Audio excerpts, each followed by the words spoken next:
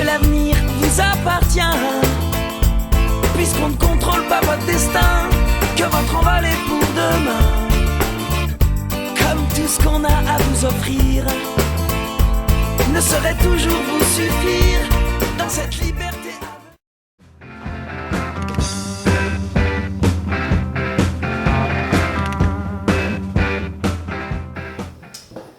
Mesdames, Mesdemoiselles, Messieurs, chers collègues, bonjour. C'est en tant que président de l'association des élèves administrateurs territoriaux que je vous parle. L'association, l'AEAT, est le support juridique et financier de toutes les activités extrascolaires que vous aurez à vivre durant ces 18 mois. La nouveauté en 2010, c'est le développement, la croissance des activités sportives au sein de notre établissement. Je tiens à souligner trois choses. D'une part, le trophée 2009 du tournoi de tennis, l'Open Aimé Césaire, INET-ENA, remporté par l'INET, donc en 2009. Charge à vous de reproduire cet exploit en 2010. Deuxièmement, la Coupe technocratique des champions, dont tout le monde parle, dont tout le monde se glorifie. Sachez que, hélas, ce sont nos collègues rennais qui l'ont remporté en 2010. Le trophée est chez eux, et donc absent de ce bureau. Mais on compte sur vous pour le remporter la fois prochaine. Et enfin, le rugby, beaucoup de choses restent à faire. Un sport d'amour, un sport d'équipe. Pareil, on compte sur vous pour faire ça. Et puis, l'association, c'est aussi la fête, les voyages. Mais ça, vous êtes déjà bien informés. Et pareil, on compte sur vous. Au revoir.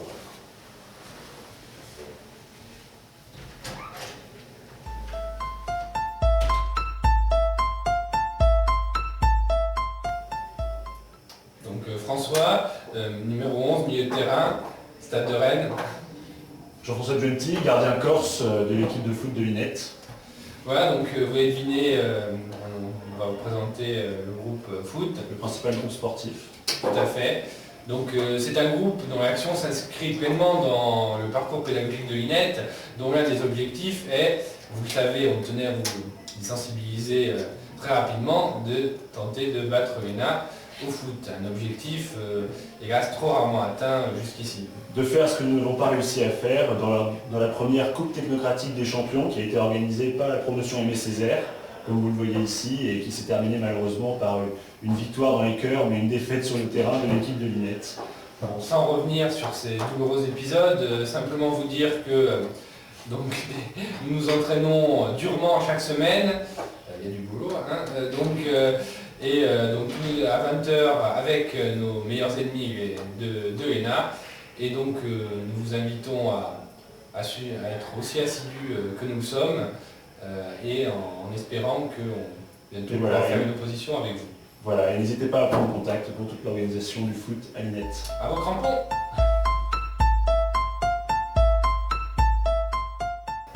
Bien, alors, l'INET, il n'y a pas de sport dans le cursus de l'INET, mais les élèves s'organisent pour pratiquer du sport entre eux, en équipe mixte, et un sport territorial, un sport de territoire, un sport de terrain, le rugby.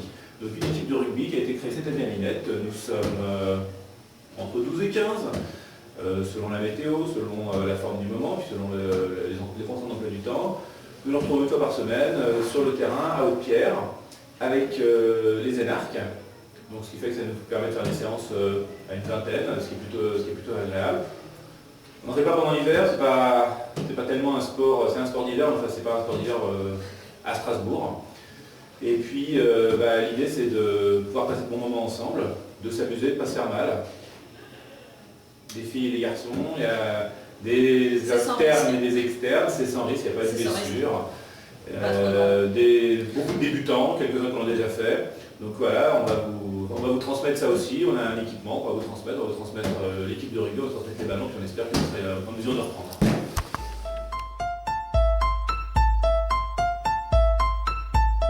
Bonjour à tous, je représente le groupe Politique publique de développement durable, en acronyme ça fait P2D2, rien à voir avec Star Wars.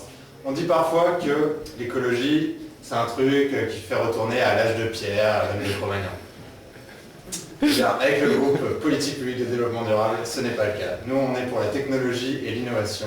Et on l'a prouvé grâce à notre extraordinaire système du café cochon.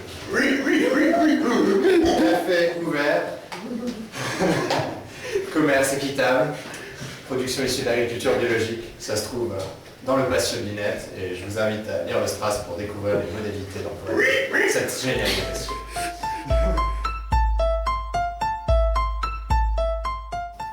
Bon, bonjour, autant dire tout de suite, le groupe Urbanisme Aménagement du Territoire ne rivalise pas avec OSSP 17, le groupe Baptême, pour organiser des soirées. Néanmoins, c'est un groupe qui existe dans toutes les promotions et qui en général intéresse beaucoup d'élèves. Il a un périmètre assez large de réflexion, c'est aussi l'intérêt parce que ce périmètre peut être défini en fonction des intérêts de chacun. Donc, on y parle du logement social, de la rénovation urbaine, de l'aménagement du territoire en milieu urbain ou en milieu rural, et aussi des problématiques de développement durable dans les projets d'urbanisme. Donc c'est un groupe qui a été très actif au cours de l'année puisque nous avons organisé 2 visites de quartier, donc une visite du quartier en rue de Strasbourg Haute-Pierre et puis également une visite à Stuttgart du quartier de rénovation de la gare. Donc une grande partie du travail du groupe a également été consacrée à l'organisation des journées politiques publiques en lien avec l'administration mais aussi avec le groupe politique des développements durables. Donc on a organisé plusieurs ateliers sur le logement social, sur le développement durable et aussi une visite. Et effectivement, nous avons également organisé la visite que nous allons faire donc en avril à Fribourg pendant une journée. Donc nous allons faire des visites de terrain des écoquartiers. Et puis il y aura également une après-midi sur l'habitat intergénérationnel. Donc ça sera organisé par trois EAT, donc membres du groupe urbanisme, qui ont notamment réalisé une vidéo en étant allés interviewer divers intervenants sur cette thématique. Donc nous vous invitons à rejoindre ce groupe et à le faire vivre également dans votre promotion. Voilà, donc n'hésitez pas à nous contacter si vous êtes intéressés et motivés pour reprendre le groupe urbanisme.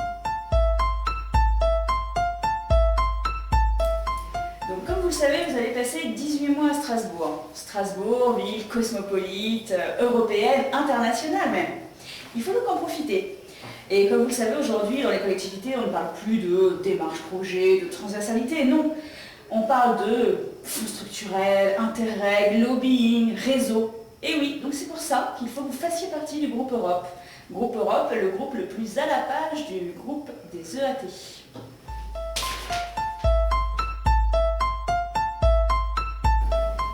Bonjour, donc il y a 3 raisons pour lesquelles vous pouvez monter un groupe finance ou appartenir à un groupe finance pendant votre scolarité particulièrement passionnante à l'INET.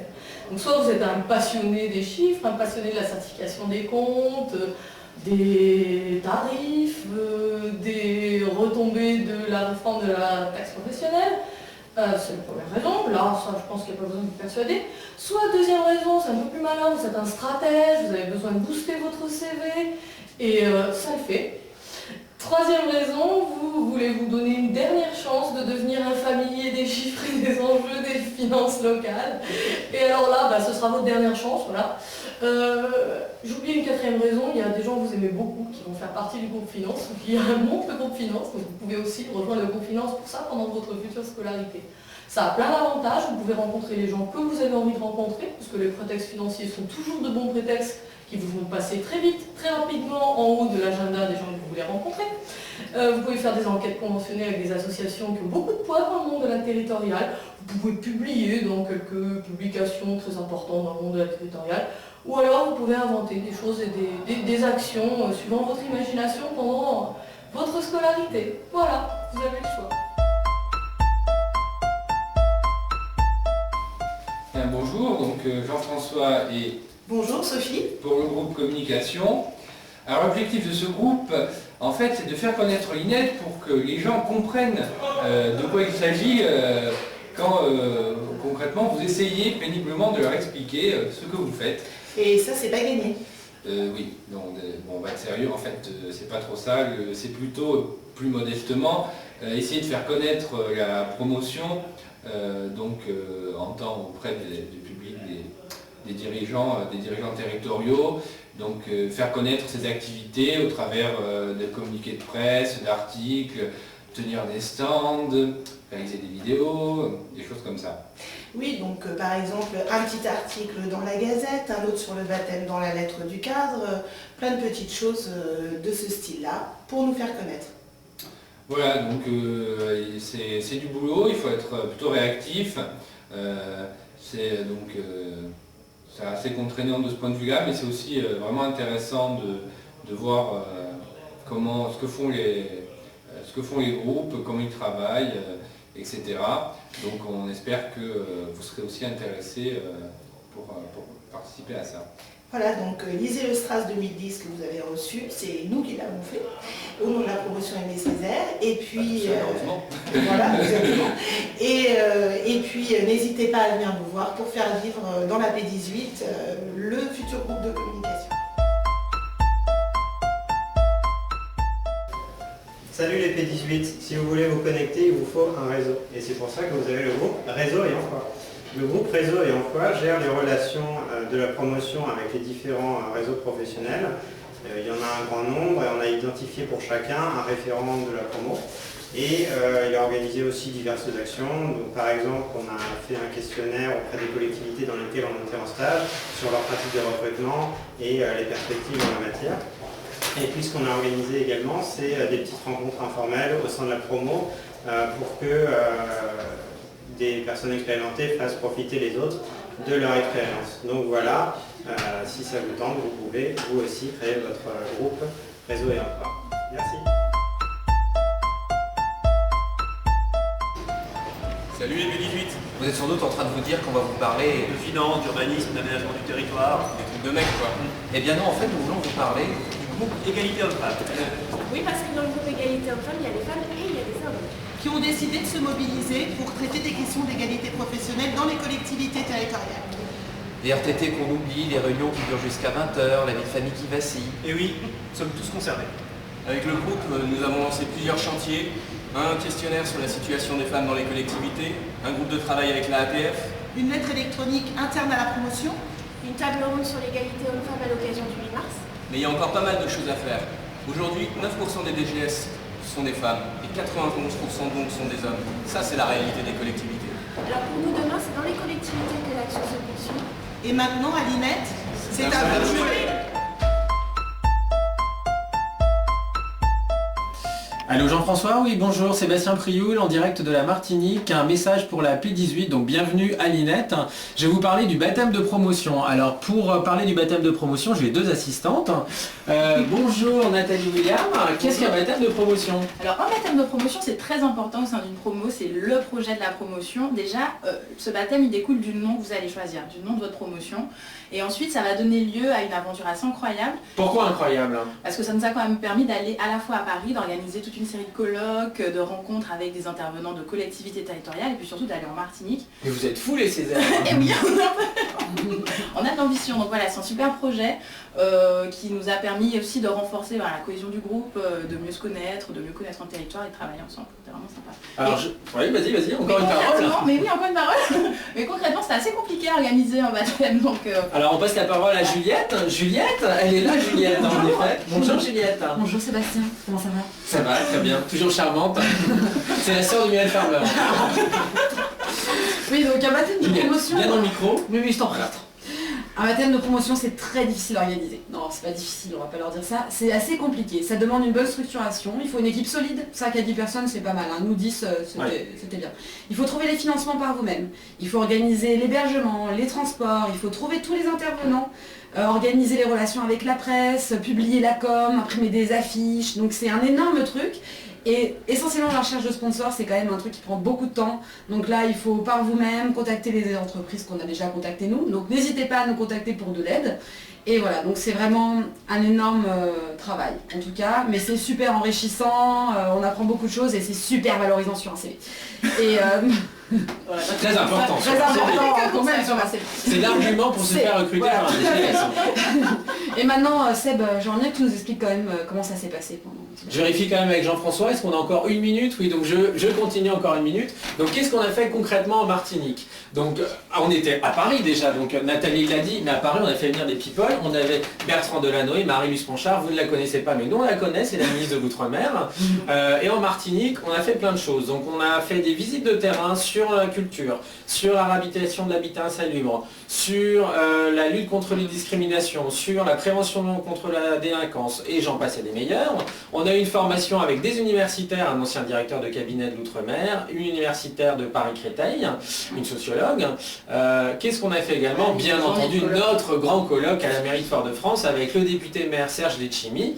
Et la thématique, c'était l'Outre-mer laboratoire de la décentralisation. Et comme les Césaires, vous avez compris, on est des fous, on a fait ça 3 jours avant le référendum en Martinique. Donc ça, c'était pour la partie professionnelle qu'on a vachement vendue à nos sponsors, puisque Juliette ne l'a pas précisé, mais elle a récupéré avec Marilyn et Sri 35 000 € en 6 mois, et donc elles seront à vos dispositions pour vous répondre à toutes les questions utiles là-dessus. Et au bout de ces 3 jours, on a fait un peu la partie fun en Martinique, donc on a fait une randonnée qui est un peu Koh-Lanta version Inet et version administrateurs territoriaux. On a fait des baptêmes de plongée et pas uniquement des baptêmes de promotion Aimé Césaire, et on a fait la fête pendant 6 jours avec notre grand partenaire, c'était le Rhum Clément. Et donc on vous souhaite de faire la même chose. Donc si vous vous appelez Philippe Séguin, ce sera peut-être un peu plus simple à organiser, mais on vous laisse le choix du nom de promo. Bon courage. Bon baptême. Bon baptême. Bon, Claire-Sophie. François, Et donc on est l'OSSP 17, le groupe qui organise les soirées de la 17e promotion. on vous a déjà écrit plein de mails et pourri vos boîtes. C'est le premier groupe que vous avez rencontré, vous connaissez déjà l'existence, donc on n'a pas besoin de rappeler grand-chose, juste les éléments indispensables, Claire-Sophie. Oui, voilà, pour l'organisation d'une bonne soirée, il faut de l'imagination, Ouais. des déguisements. Des déguisements, de l'eau fraîche aussi, c'est très important. Et surtout le sens du rangement. Oui, Voilà, c'est une question de professionnalisme. Et puis le goût de la fête. Le goût de la C'est fête, bien essentiel. sûr. Aimer danser, un bon DJ. Et la musique. Et donc on reste à votre disposition pour toute question, et en attendant, à la vôtre.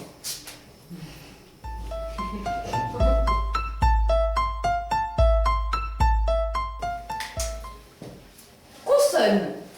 T. Consonne. H. Voyelle. E. E. T. Voyelle. A. A. Consonne. T. T. Consonne. R. R. Et voyelle. E. Ah, je sais. Théâtre. Bien. Théâtre. Édifice conçu pour la présentation de certains spectacles. C'est vrai, c'est vrai. Bâtiment où se donnent des représentations. Oui, ça aussi. Également art dont le but est de produire des représentations devant un public par le biais d'acteurs qui se déplacent sur scène et qui utilisent ou peuvent utiliser le discours, l'expression corporelle ou la musique. Oh, c'est un peu comme l'improvisation. Improvisation. Art, action de composer et d'exécuter simultanément. Action de créer, de réaliser subitement quelque chose. Oh, il nous arrive parfois d'improviser, Alinette. On a un groupe qui fait ça, des fois, qui s'amuse. Comme ça, on peut s'improviser administrateur.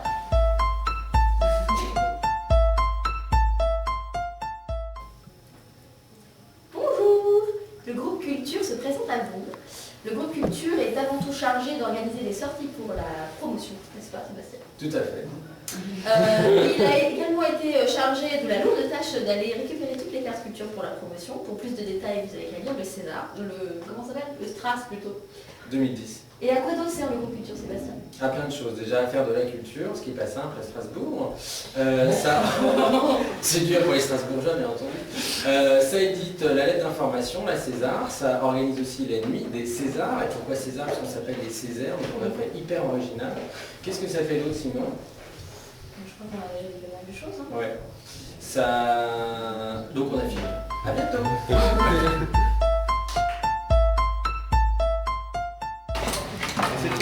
Donc nous allons goûter le troisième vin rouge de la soirée dégustation.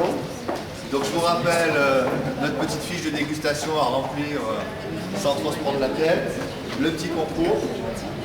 Et donc on va tirer ensemble les conclusions de notre dégustation et puis ensuite Laura a veillé à ce qu'on puisse finir les bouteilles autour d'un petit buffet agréable pour échanger sur nos impressions et renforcer la convivialité de la promotion Aimé Césaire autour des produits de la viticulture française et d'ailleurs. Voilà. Non mais quelle galère cette gazinette, c'est pas possible. On a reçu toutes les contributions là, du groupe hein.